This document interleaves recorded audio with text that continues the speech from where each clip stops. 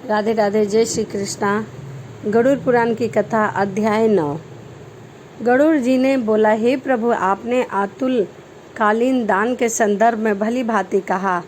अब मरणासन व्यक्ति के लिए जो कुछ करना चाहिए उसे बताइए।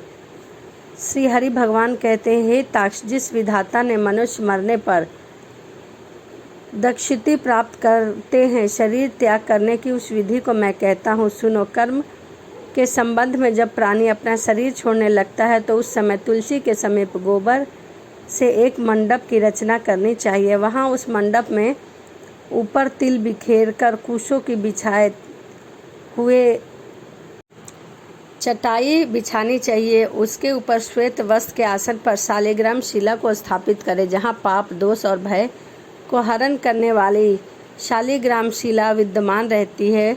उसके संबंधी में मरने से प्राणी की मुक्ति सुनिश्चित हो जाती है। यह जगत के ताप का हरण करने वाला तुलसी वृक्ष की छाया है। जिसके घर में तुलसी वृक्ष के जिस स्थान पर बना हुआ है वह घर तीर्थ स्वरूप है।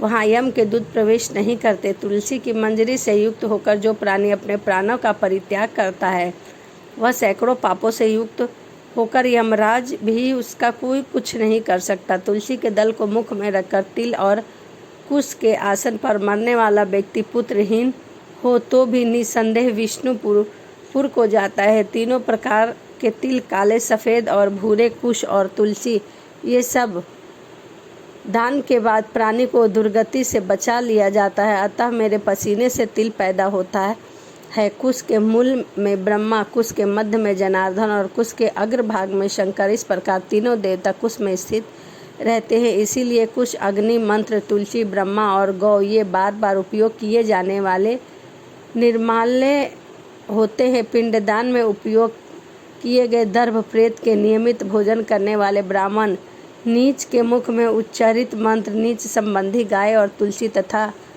चिंता की आग से सब निर्माल्य अर्थात अपवित्र होते हैं। गोबर से लिपी हुई कुश बिछाकर संस्कार की हुई पृथ्वी पर मरणासन को स्थापित करना चाहिए। अंतरिक्ष का परिहान करना चाहिए अर्थात चौकी आदि पर नहीं रखना चाहिए। ब्रह्मा, विष्णु, रुद्र तथा अन्य सभी देवताओं को अग्नि में सभी मंडप पर विराजमान रहते हैं। इसीलिए मंडप की रचना करनी चाहिए। बिना लिपी हुई भूमि और चारपाई आदि पर या आकाश में राक्षस, पिशाच, भूत, प्रेत और यमदूत प्रविष्ट हो जाते हैं। इसीलिए भूमि पर मंडप बनाना चाहिए। अग्निहोत्र, श्रद्धा, ब्राह्मण, भोजन, देव पूजन और आतुर व्यक्ति की स्थापना नहीं करनी चाहिए। इसीलिए लिपी हुई भूमि के आतुर व्यक्ति को लिपटाकर उसके मुख में स्वर्ण और रत्न का संक्षेप करके शालिग्राम स्वरूप भगवान विष्णु का पादोदाक देना चाहिए। जो शालिग्राम शिला में जल को बिंदु मात्र भी पीता है वह सभी पापों से मुक्त होकर बैकुंठ लोक जाता है। इसीलिए आतुर व्यक्ति को महापातक को कष्ट करने वाले गंगा जल देना चाहिए। गंगा का जलपान सभी तीर्थों में किए जाने वाले स्नान आदि के पुण्य रूपी फल को प्रदान करने वाला है, जो शरीर को शुद्ध करने वाला है। चंद्रयान व्रत को 1000 बार करता है। जो एक बार गंगा जल का पान करता है वो दोनों समान फल वाले रहते हैं। जो सूर्य की किरण से सप्तगण गंगा के जल का पान करता है वह सभी योनियों से छूटकर हरि के धाम को प्राप्त होता है। अन्य नदियाँ मनुष्य को जलवाहन स्नान करने का पवित्र करती है, किंतु गंगा जी तो दर्शन, स्पर्श, दान और गंगा स्नान और कीर्तन मात्र से ही सैकड़ों हजारों पुण्य रहित पुरुषों को भी पवित्र कर देती है। इसीलिए संसार में पार लगा देने वाला गंगा को जल को पीना चाहिए। जो व्यक्ति प्राणी के कंठगत होने पर गंगा गंगा ऐसा कहते हैं वह विष्णु लोक को प्राप्त हो जाते हैं और पुनः भूलोक में जन्म नहीं लेते, वह भी परम गति को प्राप्त हो जाते हैं। अतः गंगा का ध्यान, गंगा का नमन, गंगा का स्मरण करना चाहिए, गंगा का जल पान करना चाहिए। इसके बाद मोक्ष प्रदान करने वाली श्री भागवत गीता की कथा जितना संभव हो उतना श्रवण करना चाहिए। जो व्यक्ति अंत समय में श्री भागवत गीता के एक श्लोक, आधे श्लोक अथवा एक पाठ का भी पाठ करता है वह ब्रह्मलोक को प्राप्त होकर पुनः संसार में कभी वापस नहीं आता।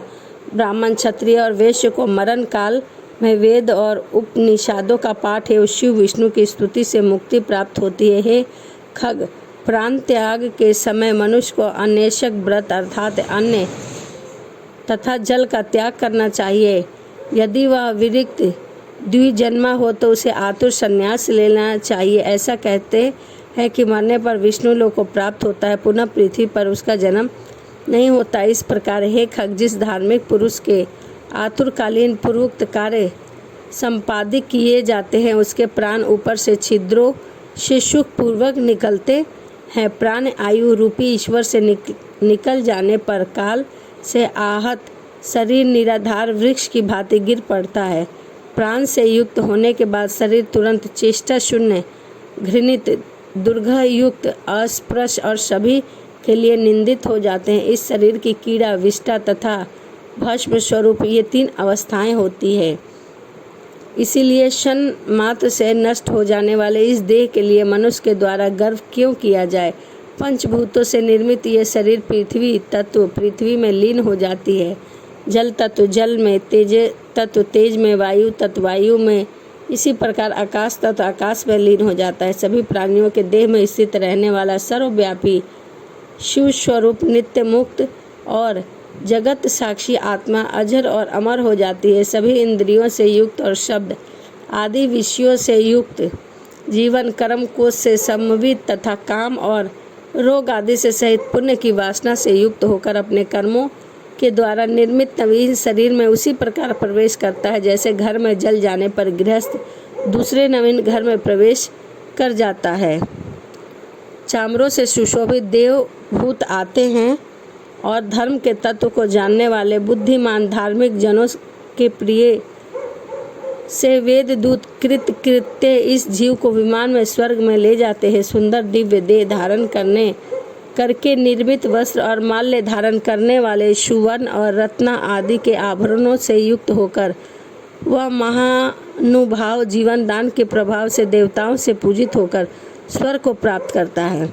इस प्रकार गरुड़ पुराण के अंतर्गत सरोद्वार में मिम्रिमाब्र कृत्य रूपम नामक 9वां अध्याय यही समाप्त होता है। अगली वीडियो में मैं आपके साथ 10वां अध्याय शेयर करूंगी, तो इसी के साथ चलिए मिलते हैं अगली वीडियो में। राधे राधे, जय श्रीमन नारायण।